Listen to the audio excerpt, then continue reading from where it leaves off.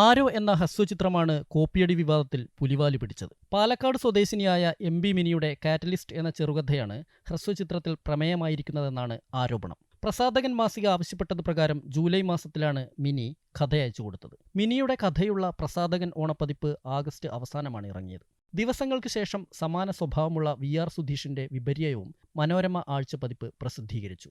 August അവസാനമാണ് താൻ കഥ അയച്ചതെന്ന് വി.ആർ. സുധീഷും സമർത്ഥിക്കുന്നു. സുധീഷ് കഥയും സംഭാഷണവുമൊരുക്കിയ വിപര്യമാണ് പിന്നീട് ആരോ എന്ന ഹ്രസ്വചിത്രമായത്. സമാനമായ പ്രമേയമാണ് ഹ്രസ്വചിത്രത്തിലേതെന്ന് എം.ബി. മിനി പറഞ്ഞു. ആ ഒരു ആശയം ഒന്ന് തന്നെയാണ് എന്നുള്ള ഒരു അഭിപ്രായം എനിക്കുമുണ്ടായി. അതെന്നിൽ ഒരുപാട് മനോവിഷമം ഉണ്ടാക്കിയിട്ടുണ്ട്. ഇപ്പോഴും ഒരു വളരെ സമൂഹത്തിൽ ഉന്നതിയിൽ നിൽക്കുന്ന ഒരു എഴുത്തുകാരനെ ആരോപണത്തിൻ്റെ മുന്നിൽ കൊടുക്കുക എന്നുള്ളത് എൻ്റെ ഉദ്ദേശമല്ല. പക്ഷേ ഞാൻ എഴുതിയ കഥ അത് 2024 എഴുതിയ കഥയാണ്. പ്രസാധകൻ്റെ എഡിറ്റർ ആവശ്യപ്പെട്ട പ്രകാരം ഞാനത് പ്രസാധകൻ മാസികയിലേക്ക് അയക്കുന്നത് 2025 ജൂലൈ 17 മെയിൽ ചെയ്ത് കൊടുക്കുകയാണ് ചെയ്തത്. എം.ബി. മിനിയുടെ കഥ താൻ വായിച്ചിട്ടില്ലെന്ന് വി.ആർ. സുധീഷ് വ്യക്തമാക്കി. എം.ബി. മിനിയുടെ കഥ വായിക്കേണ്ട ഒരു കാര്യമൊന്നുമില്ലല്ലോ, ഞാൻ വായിച്ചിട്ടില്ല.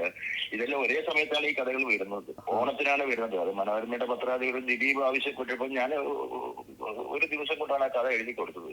കാറ്റലിസ്റ്റുമായി സമാനതകളേറെയുള്ള വിപര്യം ഹ്രസ്വചിത്രമായതോടെയാണ് സോഷ്യൽ മീഡിയയിൽ ഉൾപ്പെടെ കോപ്പിയടി വിവാദമുയർന്നത്.